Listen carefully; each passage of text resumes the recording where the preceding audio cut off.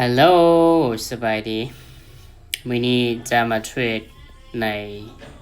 ตลาด Binary Option Big Trade เนาะซึ่งระบบที่ค่อยจะใช้เทรดในมื้อนี้ก็จะเป็นในเรื่องของระบบ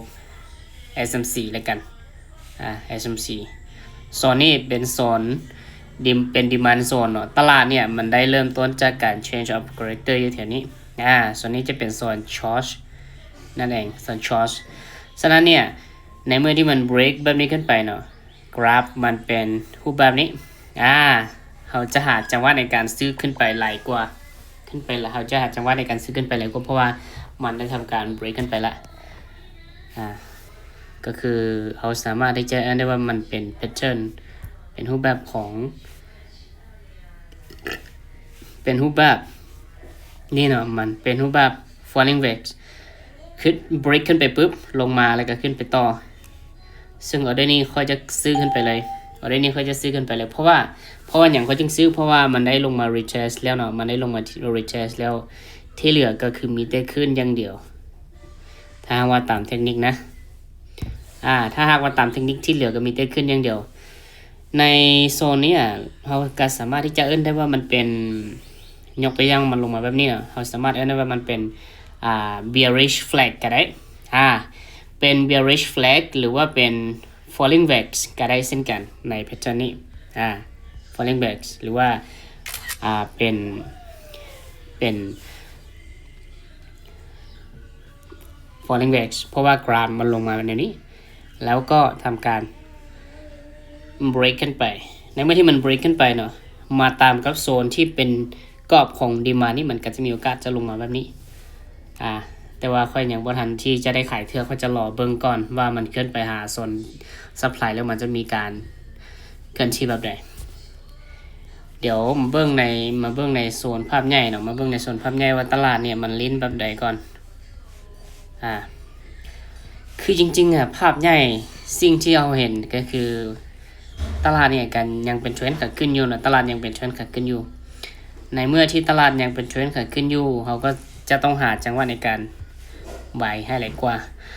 ปัจจุบันเนี่ยมันลงมา retest กรอบนี้เนาะมันลงมา retest กรอบนี้ซึ่งโซนที่มันต้องการที่จะไปก็คือโซนอยู่ทางนี้ ฉะนั้นเนี่ยถ้าหากว่าเขาในเมื่อที่เราฮู้จุดหมายปลายทางของกราฟแล้วเขาก็สามารถที่จะรอจังหวะในการเข้าใบในเมื่อที่กราฟย่อลงมาอย่างเช่นออเดอร์นี้เนาะค่อยจะรอท่าเบิ่งก่อนให้มันย่อลงมาก่อนแต่ว่ามันปล่อย average ไว้โซนนี้ค่อนข้างที่จะหลายฉะนั้นค่อยจะรอเบิ่งระมัดระวังเอาไม้นี้ค่อยจะยังบ่ไปเที่ยวมีโอกาสสูงที่มันจะลงมาส่งแท่งเทียนแดงเพราะว่ามันยังมี FVG ที่แฝงตัวอยู่ในโซนนี้เนาะ FVG ที่แฝงตัวหรือว่า value gap ที่แฝงตัวอยู่ในกรอบนี้ฉะนั้นเนี่ยค่อยจะบ่ไปเที่ยวจะรอแท่งเทียนที่มันค่อนข้างที่จะชัดเจนก่อนเนาะแล้วอยู่ทางนี้โซนที่เราจะดัดเซลล์หรือว่าโซนที่เราจะขายก็คือจะเป็นแถวๆนี้จะเป็นซัพพลายนะซัพพลายที่ถ้าหากว่าตลาดเนี่ยมันขึ้นมามันมีโอกาสจะกลับตัวก็จะเขียนเป็นซัพพลายโซนในนี้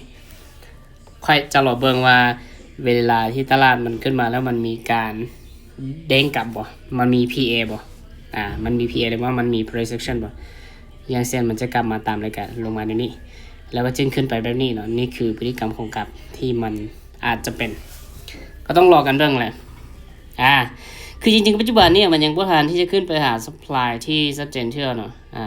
เอาได้นี่ค่อยตัดสินใจที่จะขายบ้านนึงก่อนเพราะว่ามันไปหาโซนของ IDM ฉะนั้นมันจะย่อตัวระยะสั้นก่อนมันจะย่อตัวระยะสั้นอีกบานนึงแล้วมันจะขึ้นไปเบิ่งกันว่ามันสิลงมาได้บ่เบิ่งทรงนี่แฮงซื้อแฮงขายอยู่ในระดับ50เนาะโอ้เสียวเหลือเกินเอาได้นี่เสียวถ้าเอาได้นี่เสียค่อยกะสิเอาเงินมาต่อแนวได้ต่อไปโอ้ไม่นี่มันเสียวเหลือเกินถือว่าโชคดีไปเนาะได้นี่โชคดีไปเพราะว่าเสมอปัจจุบันเนี่ยกราฟมันได้ขึ้นมา retest ในโซน supply ละขึ้นมา retest ในโซน supply แล้วมันได้ทำการchange of character ในกรอบน้อย ออเดอร์นี้ค่อยตัดสินใจที่จะขายต่อแล้วกันค่อยตัดสินใจที่จะขายต่อแล้วกันมาเบิ่งกันว่ามันสิลงมาได้วะคือจริงๆมันอยู่ในโซน IDM เนาะกรอบนี้มันเป็น demand มันเป็นsupply zone มันเป็น supply zone ที่เพราะว่า supply zone ก็เนี่ยมันเป็นจุดที่ก็ให้เกิดการ change of character ของโซนนี้เดี๋ยวเขาจะเต็มให้เบิ่งคือโซนนี้มันเป็นโซนนี้เราสามารถเรียกได้ว่ามันเป็นโซนช็อคก็ว่าได้เนาะมันเป็นโซนแบบ cis ละกันเนาะ CISD โซนนี้มันเป็นโซน CISD แล้วโซนที่มันก็ให้เกิดการชอร์จก็คือโซนยูรุมชอร์จชอร์จกรอบนี้เนาะหรือว่า MSS ละกัน Market Structure Shift MSS Market Structure Shift แล้วดิมันที่มันsupply ที่มันสามารถที่จะก็ให้เกิดทะลุกรอบนี้ได้ก็คือ supply กรอบนี้ฉะนั้นมันมีความแข็งแรงแล้วปัจจุบันเนี่ยโซนที่มันสามารถที่จะก็ให้เกิดการช็อตได้ก็คือโซนนี้แล้วก็ขึ้นไปถ้ามันบอสได้กรอบนี้มันจะขึ้นไปต่อแบบนี้ค่อยจะรอเบิ่งแนวโน้มก่อนว่ามันจะบอสขึ้นไปได้บ่หรือว่าจะทะลุขึ้นไปได้บ่ถ้าหากว่าทะลุ supply ได้ก็จะซื้อต่อไปเพราะว่าอยู่ในกรอบที่ว่ามีโอกาสไซด์เวย์ก็เป็นไปได้เนาะมีโอกาสที่จะลิ้นไซด์เวย์ก็เป็นไปได้มาเบิ่งกันค่อยได้กำไรนะค่อยไปอยู่ที่3 ไม้นะ3 ไม้ได้กำไรไปอยู่ที่3 ไม้ได้กำไรมาอยู่ที่500ไปประมาณ10 ล้านนั่นเองเนาะฉะนั้นเนี่ยค่อยจะบ่ออกก็ได้หลายแล้วค่อยจะไปน้อยๆค่อยจะไป30ถ้าไม้นี้วินก็จะไปต่อไม้นี้เสียค่อยก็สิหยุดเลยปัจจุบันเนี่ยมันค่อยสิลองซื้อกันไปต่อบัดนึงมันขึ้นไปตามในโซนซัพพลายมันขึ้นไปตามในโซนซัพพลายแต่ว่าจากแนวโน้มโดยภาพใหญ่ที่ค่อยวิเคราะห์ค่อยมองว่ายังมีโอกาสสูงที่จะขึ้นไปต่อได้อยู่เนาะและการมีโอกาสที่จะลิ้นไซด์เวย์แถวนี้ถ้าเบิ่งโดยภาพใหญ่ตลาดมีแนวโน้มที่จะขึ้นไปต่อแต่ถ้าว่าเบิ่งในภาพย่อยปัจจุบันยังบ่ทันที่จะทะลุซัพพลายเทื่อฉะนั้นมีโอกาสที่จะลิ้นไซด์เวย์อยู่แถวนี้มีโอกาสที่จะลิ้นไซด์เวย์อยู่แถวนี้มันไปสร้าง qualify high หรือว่ามันไปสร้าง equal high มันไป qualify high equal high เนาะ equal high ก็คือ high ที่มันมาสร้างครั้งที่1 high ที่2ถ้าเป็นแบบนี้ค่อยจะรอในการ breakout ถ้ามันทะลุลงมาได้เนาะเขาจะไปอยู่ที่ประมาณ299เนี่ยถ้ามันทะลุลงมาได้ก็จะขายแต่ถ้ามันทะลุบ่ได้ค่อยจะซื้อเลยเอาได้นี่โอเคตัดสินใจซื้อเลยถ้าไม่นี้เสียค่อยก็หยุดเลยอยู่ในกรอบนี้จริงๆถ้าหากว่าเขาเทรดเขารอในการเทรดกรอบในยาวๆหรือว่ากรอบใหญ่เนี่ยและตามทฤษฎีเนี่ยควรที่จะขายอยู่แล้วแต่เหตุผลที่ค่อยอย่างมองในขึ้นก็คือจากที่เคยบอกกันแหละ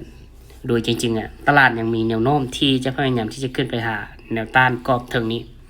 มีแนวโน้มที่จะพยายามขึ้นไปหาแนวต้านกรอบเทิงนี้ฉะนั้นเนี่ยโซนนี้อาจจะเป็นโซนที่เอิ้นว่ามันสลอซื่อๆเนาะมันสลอซื่ออาจจะเป็นการลิ้นไซด์เวย์ถ้าหากว่าด้วยแพทเทิร์นก็คือการที่เขาจะเข้าเดินเนี่ยยกตัวอย่างมันลิ้นสไตล์นี้เนาะมันไปหาซัพพลาย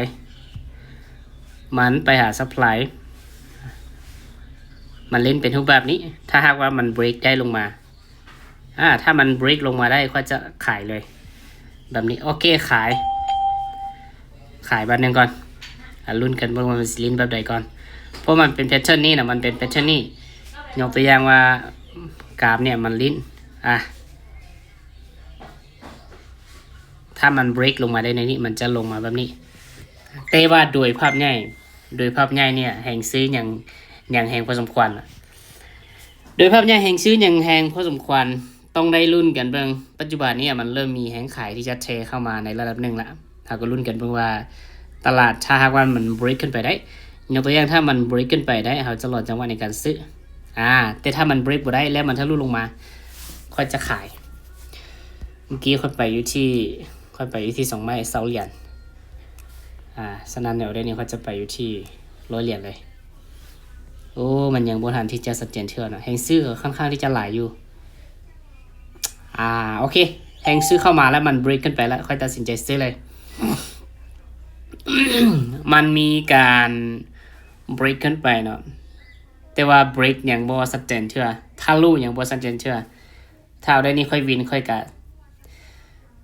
สิไปต่อจนกว่าค่อยเสียแต่ถ้าเอาได้นี่ค่อยเสียเนี่ยค่อยจะยุดเลยไม่นี่เนาะมันทะลุขึ้นเชิงแล้วมันย่อลงมาโอ้ my god ยังอยู่ในกรอบเนาะถ้าเอาได้นี่ค่อยเสียค่อยสีเสาก่อนเนี่ยมันไปเคลียร์ไฮโอ้ลงมามีกำไรอยู่ที่600ไปยูรูมันก็มีแห่งปฏิเสธราคาขึ้นไปอยู่เสียงอีกไม้หนึ่งแล้วกันสำหรับไม้นี่ยังอยู่ในกรอบเนาะมันได้ทำการ retrace เรียบร้อยแล้วโอเคค่อยตัดสินใจที่จะขายเลยเพราะว่าก็คือเนี่ยอยู่ในกรอบไซด์เวย์ที่ค่อยบอกเลยแต่ว่าถ้าหากว่าเราเทรดตามแพทเทิร์นนี่ก็ควรที่จะลงเราเทรดตามแพทเทิร์นนี่ก็ควรที่จะลงอย่างจึงบอกว่าเทรดตามแพทเทิร์นควรที่จะลงกราฟเนี่ยมันได้สร้างไฮที่ต่ำลงไปเรื่อยเนาะมันได้สร้างไฮที่ต่ำลงไปเรื่อยๆและอีกอย่างเนี่ยอยู่ในโซนเนี่ยมันได้ทำการเบรกลงมาแล้วเนาะมันได้ทำการทะลุลงมาแล้วแน่ลงมาแท้มันได้ทำการทะลุลงมาที่ค่อยบอกแหละอย่างเส้นมันเคลื่อนที่ในนี้ทะลุปุ๊บไป retest เลยกันลงมาแบบนี้โอเคก็ถือว่าได้กำไรอยู่ที่ 1,000 กับ 400 เหรียญจะพอเพียงแต่ซ้ำนี้สำหรับมื้อนี้เนาะพอเพียงแต่ซ้ำนี้โดยต้นทุนอัตราชนะ 44% นะโดยต้นทุนเพียงแค่192 เหรียญเพราะว่าค่อยเหตุผลที่ค่อยชนะหลายหรือว่าเหตุผลที่ค่อยกำไรหลายก็คือเนื่องจากค่อย all in 3 ไม้แรกชนะและก็ออเดอร์ที่ค่อยชนะเนี่ยมักจะเป็นออเดอร์ใหญ่ออเดอร์ที่ค่อยชนะมักจะเป็นออเดอร์ใหญ่ก็เลยมีกำไรหลายแต่ว่าค่อยก็เสีย3ออเดอร์คือกันปัจจุบันนี้มันก็ได้ลงมาตามที่วิเคราะห์ไว้เนาะถ้าหากว่ามีความรู้เขาก็สามารถที่จะหาจังหวะในการเข้าออเดอร์เนี่ยมันลงมาตามที่ค่อยวิเคราะห์เลย